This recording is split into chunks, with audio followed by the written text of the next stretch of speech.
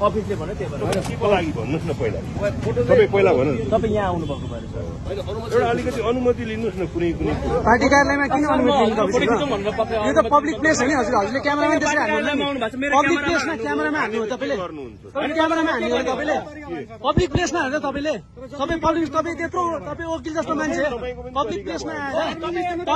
आएर हाल्नु तपाईँले पब्लिक प्लेसमा हो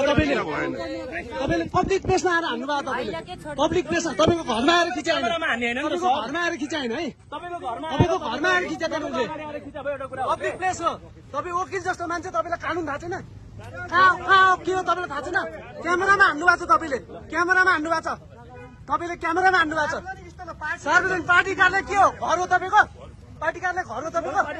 पार्टी कार्यालय घर हो तपाईँको भन्नु न पार्टी कार्यालय घर हो पार्टी कार्यालय घर हो तपाईँको त्यस्तो गर्नु हुँदैन क्या तपाईँ पार्टी कार्यालयमा आएको घरमा के आएर खिचायो नि तपाईँको